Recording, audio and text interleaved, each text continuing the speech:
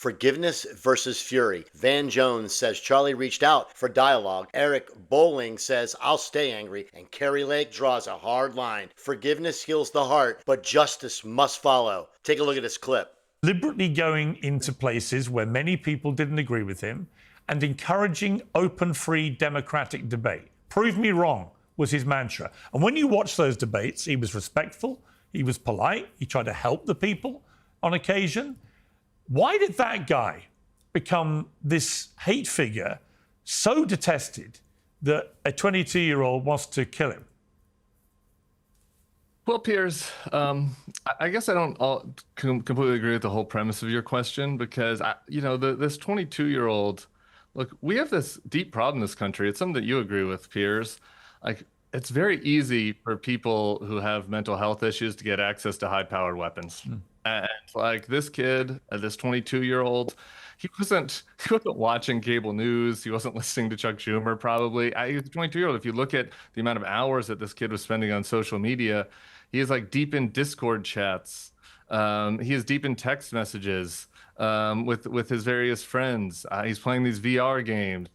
Supposedly he has this roommate that is transgender that he's in love with based on his texts. And he's seeing these clips of Charlie on TikTok, and some of them are Charlie's own words that he expects to. Some of them are misleading. Some of them are taken out of context. And radicalization plus echo chambers plus easy guns, a lethal mix. That's the route you fix if you want fewer headlines like this. You become radicalized and you get easy access to guns, and he goes there to this school. And I think it's part of a deep cultural issue that we have to address in our country, is that for people who get radicalized online, for people who get, who find themselves filled with hate towards someone either from a different political side or a different race. We've certainly seen this with racially motivated violence as well. We've seen we've seen this from all stripes, right? Like, to act like this is one particular thing, I just think is wrong. What we have in this country is that people get radicalized, have easy access to guns, and they went after him. I think it's horrible. And I wish that everybody would take more to heart what Charlie Kirk was saying at the memorial yesterday than what some of the other folks have said. And I think that, by sometimes, because it's like a political talk show, you want to make, people want to make this about us and like navel gaze about all this. But I think that Tyler Robinson was radicalized in a very different way. And I think we have to really think about, again, weapons, social media, what's happening online, how young people are consuming information, how young people are getting radicalized online. It's a real big challenge for the country. And it's just a tragedy that Charlie was a victim of it. Eric Bolling, I want to play a clip from Van Jones from CNN, which went viral, which I thought was really powerful. Let's take a look at this. I mean, this is extraordinary. So this was received the day before he was killed. Yeah, look, I mean, we were beefing. We were going at it online, on air. And then after he died, after he was murdered, my team called and said, Van, he was trying to reach you, man. What? And what was he doing? Dialogue. Let's be gentlemen together.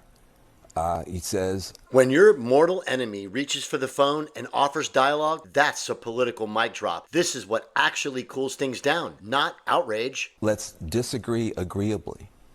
So I'm sitting on this and I'm watching the whole country talk about civil war, censorship, justifying murder about this guy.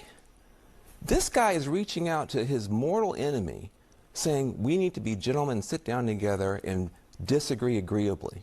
And the next day he's killed. And I've sat on it long enough and I just said, you know what? We're going to Memorial Weekend for this man. We disagreed. Everybody knows we were not friends, okay? At all. But you praise the good when it's time to memorialize somebody. And what he did, and I didn't even know it, was good. He was not for censorship. He was not for civil war. He was not for violence. He was for dialogue. Now, Eric, I found that really powerful because that's somebody who, by his own admission, was no friend of Charlie Kirk. In fact, was, as he said, a sort of mortal opponent, but found it in his heart in the last few days to understand that there was a lot of good in Charlie Kirk. Putting aside the views he didn't agree with, that there were things that you could look at him and applaud and feel these were things worth noting in the wake of his murder. What did you make of what Van Jones did there? So, well, a couple things. So why didn't he take the call? Why was it after Charlie's death that his staff had to tell him Charlie was trying to get in touch with him?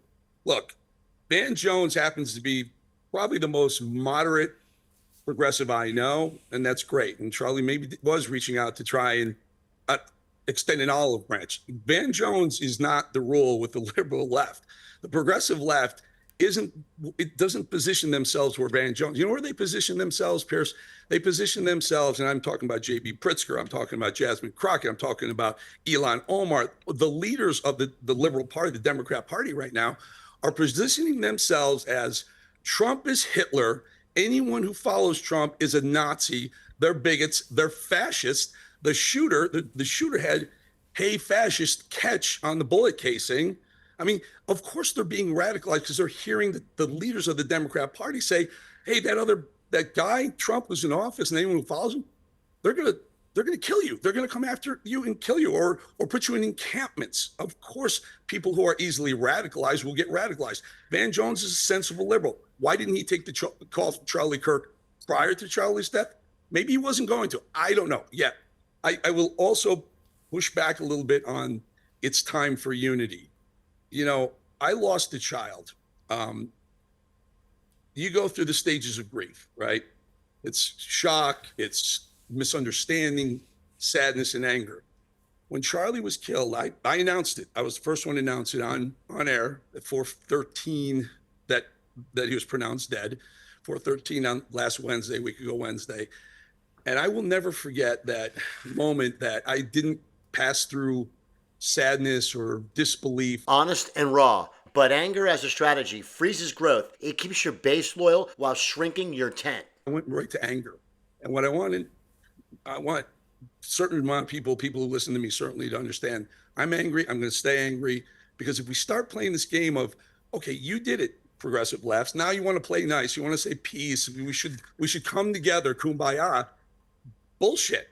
We just lost one of the thought leaders in our party, in our movement. I'm original gangster MAGA. We lost someone very important. I'm going to stay mad. You know what? I'm going to stop being mad about this right after the. Kirk was conveying yesterday so powerfully, which particularly was powerful given that she was still obviously in enormous grief, lost her husband just a few days before. I thought the message she wanted to convey clearly was one of, there's your pragmatic lane. Mercy for grieving, accountability for the crime. That's the message that persuades the fence sitters, not perpetual rage. forgiveness. And yet here are you, Eric, for reasons I completely understand, in the same way that I understand why Donald Trump says he hates his opponents. And I like people to be honest about how they're feeling. I think it's important. But do you not think there's a conflict between your desire to be full of anger and want to make this a political battle now, and Erica making it clear that she had found it in herself to forgive this person? Erica is a better Christian than I am, Pierce, no doubt about it, and she will probably forgive the shooter. I'm not ready to do that. I'm not sure TPUSA will be all about, forgiving people who are killing people on our side. I think that you're going to see TPUSA becoming a major, if they weren't already, they will become probably the most efficient, most effective political force on the planet. Money is just flowing into this group. I don't think it'll be all about, let's forgive our opponents and let's forgive our people who are killing us. And that's the split on full display. Van Jones is reaching for dialogue. Eric Bolling says stay angry. Kari Lake is drawing the line at forgiveness and justice. Which side actually persuades people? Drop your take below. And if you found this breakdown useful, hit that like, hit subscribe, and I will see you in the next one.